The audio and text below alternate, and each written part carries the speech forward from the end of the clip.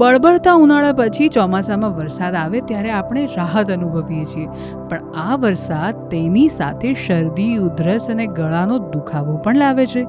તો આ વિડીયોમાં સમજીએ કે આ ચોમાસામાં આપણે કેવી રીતે વધુ સ્વસ્થ રહી શકીએ. ચોમાસું ભેજ, વાયરસ, બેક્ટેરિયા અને ફૂગ માટે ફેલાવાનું ઉત્તમ વાતાવરણ પૂરું પાડે છે.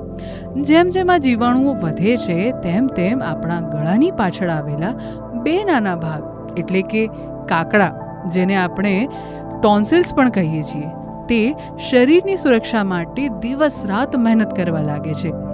રોગ પ્રતિકારક કોષથી સજ્જ આ કાકડા નાક અને મોઢામાંથી શરીરમાં ઘૂસતા જંતુઓથી આપણું રક્ષણ કરે છે. સતત ચાલતા આ સંઘર્ષના કારણે ક્યારેક તેમાં સોજો આવી જાય છે, જે ટોન્સિલાઇટિસ એટલે કે કાકડા ફૂલવા કે ગળાના અન્ય ઇન્ફેક્શનનું કારણ બની શકે છે. તેમાં પણ અચાનક વરસાદ પડવાથી જો કાન ભીના થાય તો કાન, નાક અને ગળાની સમસ્યા થવાનું તે કારણ બની શકે છે. તો આ ચોમાસામાં જંતુઓથી બચવા માટે આપણે કેટલીક ખાસ ટિપ્સ જાણી લઈએ. સૌથી પહેલું, નવશેકા પાણીથી કોગળા કરો.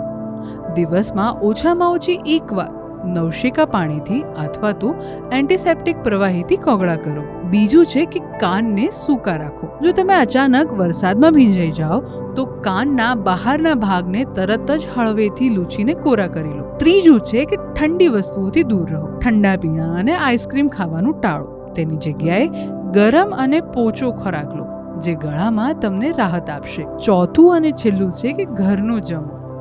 વરસાદના કારણે રસ્તા પર મળતો ખોરાક જલ્દીથી દૂષિત થઈ શકે છે, તેથી બને ત્યાં સુધી ઘરનો અને તાજો ખોરાક ખાઓ. જો તમને આ વિડીયો ઇન્ટરેસ્ટિંગ લાગ્યો હોય તો અમને કમેન્ટ કરીને જરૂરથી જણાવજો, અને આવા જ ઇન્ટરેસ્ટિંગ વિડીયો જોવા માટે હેપીએસ્ટ હેલ્થ ગુજરાતીને સબસ્ક્રાઇબ કરો.